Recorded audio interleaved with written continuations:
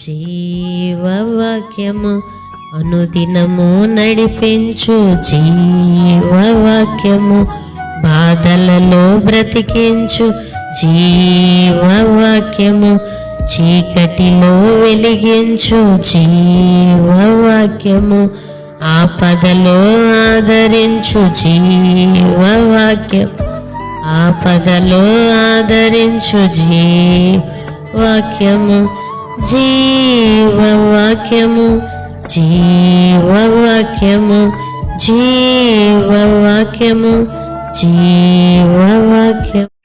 దేవుని నామానికి మహిమ కలుగునుగాక. క్రీస్తునందు ప్రియమైన దేవుని బిడ్డలారా, ఈ దినము సెప్టెంబర్ 13వ తేదీ లేఖన భాగము కొరింథీయులకు రాసిన 2వ పత్రిక 5వ అధ్యాయములో నుండి దేవుని యొక్క వాగ్దానము 17వ వచనము, క్రీస్తు యేసునందున్న ఎడల వాడు నూతన సృష్టి, పాతవి గతించును. అవునండి, ఇక్కడ స్వభావం విషయం గురించి రాయబడి ఉంది. మనము ప్రభు దగ్గర తప్ప మనకి మన యొక్క మార్పు అనేది రాదు. క్రీస్తులో ఉన్నప్పుడే, క్రీస్తుని చేర్చుకున్నప్పుడే దేవుడు మనకి అట్టి కృపని ఇస్తాడు, అటువంటి స్వభావాన్ని ఇస్తాడు. జక్కయ్య మరి యేసు ప్రభుని చేర్చుకున్న తర్వాత అతడి జీవితంలో తాను చేసిన అన్యాయమైన సంపాదన అంతా ఇచ్చివేశాడు.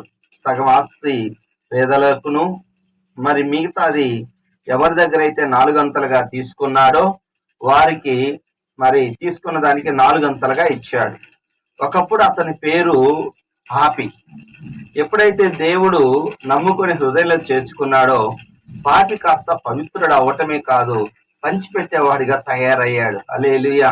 అవునండి, మన జీవితం కూడా క్రీస్తులో ఉంటేనే మన యొక్క నూతనమైన జీవితం, నూతనమైన స్వభావం అనేది వస్తుంది.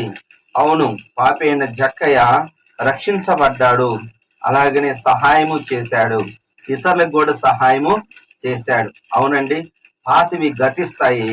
మరి ఒక దొంగ వ్యభిచారి మారిన తర్వాత మరి కుటుంబానికి అలాగనే సంఘానికి మేలుకరంగా ఉంటాడు. నువ్వు కూడా సంఘానికి అలాగనే సమాజానికి మేలుకరంగా ఉంటావు ఎప్పుడైతే ప్రభువు నందు నువ్వు ఉన్నప్పుడు. అలాగనే ఒప్పుకోవలసిన పాపాన్ని చూస్తే 10వ వచనం, చెడ్డ క్రియలు చేయట పాపం. క్రైస్తవులకి మనం శరీరంతో చేసిన మంచివైనా సరే చెడ్డవైనా సరే క్రీస్తు న్యాయపీఠం ఎదుట మనము లెక్క చెప్పవలసిన వారమై ఉన్నాము. అవునండి, మనముకి మరి దేనితో నువ్వేం చేస్తావో అదంతా శరీరంతో కానీ చేస్తే మంచి కానీ చెడ్డవి కానీ రేపు లెక్క చెప్పవలసిన స్థితి ఉంటుంది. ఎందుకు యేసుప్రభు దగ్గరికి రారు అంటే యోహాను సువార్త 3:19లో తమ క్రియలు చెడ్డవైనందున వెలుగు వద్దకు మరి లోకానికి వెలుగైన యేసు వద్దకు రాలేకపోతున్నాడు. అంటే క్రియలు చెడ్డవిగా ఉన్నప్పుడు అవి మార్చుకోవాలనేది లేదండి. వ్యభిచారమందు పట్టబడిన స్త్రీని యేసుప్రభు దగ్గర తీసుకొచ్చినప్పుడు యోహాను సువార్త 8వ అధ్యాయం 7వ వచనంలో మీలో పాపము లేని వాడు రాయి వేయమన్నప్పుడు అందరూ చిన్నల మొదలుకొని పెద్దవారి వరకు వెళ్ళిపోయారే, కానీ అయ్యా నేను తప్పు చేశాను అని ఒప్పుకున్న వాళ్ళు ఎవరు లేరండి. చూడండి, నినివే పట్టణస్తులకి యోనా గారు ఒక్క మాట చెప్పాడు, ఈ పట్టణము మీ పాపము ఆకాశం అంటి ఉన్నది, మీరు పాపాన్ని ఒప్పుకొని పశ్చాత్తాపడతారా సరే, లేదంటే 40 దినాలలో ఈ యొక్క నినివే పట్టణము నాశనం అవుతుంది, ఈ పట్టణం మీదకి ఉగ్రత వస్తుంది, బలత్కారంతో నిండి ఉంది ఈ పట్టణం అని చెప్పినప్పుడు వారు తమ యొక్క హృదయాలను బట్టలను చించుకొని ఉపవాసం ఉన్నారు. చివరికి పశువులు కూడా నీళ్లు తాగలేదండి. పశ్చాత్తాపడి మార్మస్ పొందారు, దేవుని యొక్క ఉగ్రతను తప్పించుకున్నారు. ఈ దినాల్లో దేవుడు అనేక మందితో చెప్తూ ఉంటాడు, ఈ పాపాన్ని ఒప్పుకుంటాడు. మనం పాపములను మన అతిక్రమను దాచిపెడితే వర్ధులం, కానీ వాటిని ఒప్పుకొని విడిచిపెట్టిన రోజు మనము దేవుని యొక్క కనికరాన్ని పొందుకుంటాం. మనము ఎప్పుడైతే మారుమనసు పొందుతామో దేవుడు సంతోషిస్తాడు. లోక 15:7లో తప్పైన కుమారుడు గురించి కూడా అక్కడ రాయబడి ఉన్నది. మరి మారు మనసు పొందు ఒక్క పాపి విషయమై పరలోకంలో సంతోషం కలుగుతుంది. ఆ తప్పైన కుమారుడు తిరిగి ఇంటికి వచ్చినప్పుడు మరి పాపాన్ని ఒప్పుకున్నాడు. మొట్టమొదటిసారిగా మరి తండ్రి అయిన మరి పరలోకపు తండ్రి దగ్గర ఒప్పుకున్నాడు. తర్వాత మరి స్థానికంగా అనగా శారీరకంగా ఉన్న తండ్రి దగ్గరకు వచ్చాడు. సంతోషాన్ని అనుభవించాడు.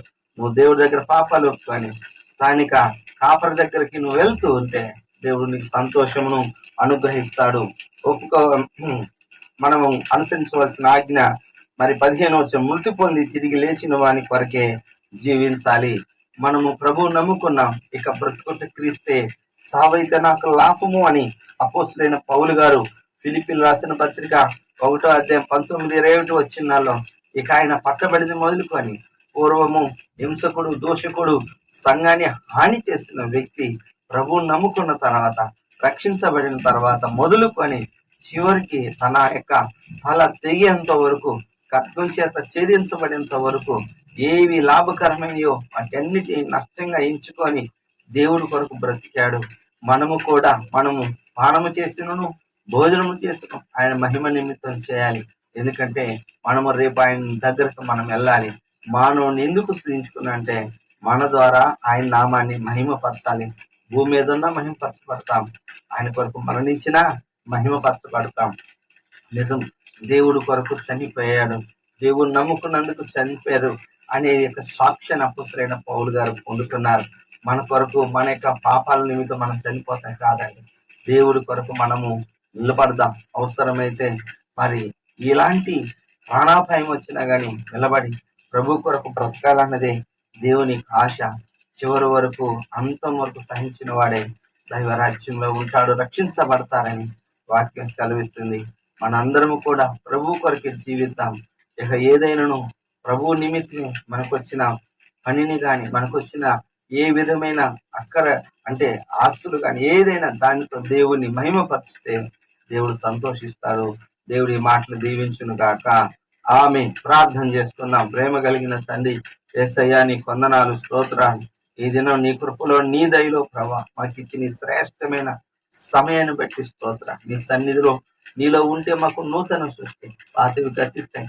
చెడ్డ వాటిని చేయకుండా ఒప్పుకొని విడిచిపెట్టి నైనా నీ ఆజ్ఞను నీ కొరకే బ్రతుకున్నట్లుగా అనేక మంది అన్నాన్ని ప్రవక్తని 7 సంవత్సరములు పెనుముతో సంసారం చేసి 84 సంవత్సరములు దేవాలయమును విడవక ఉపవాస ప్రార్థనలతో రేయింబగులు నీకు సేవ చేసింది. అలాంటి జీవితం మా అందరికి అనుగ్రహించి బలపరచమని, మహిమను తెచ్చుకోమని యేసు నామములో ప్రార్థిస్తున్నాను. ఆమేన్. తండ్రి యొక్క ప్రేమ, కుమారుని యొక్క కృప, పరిశుద్ధాత్మ దీవెన సదాకాలం మనందరి తోడుగా ఉండును గాక. ఆమేన్. హల్లెలూయా. దేవుడు మిమ్మల్ని దీవించును.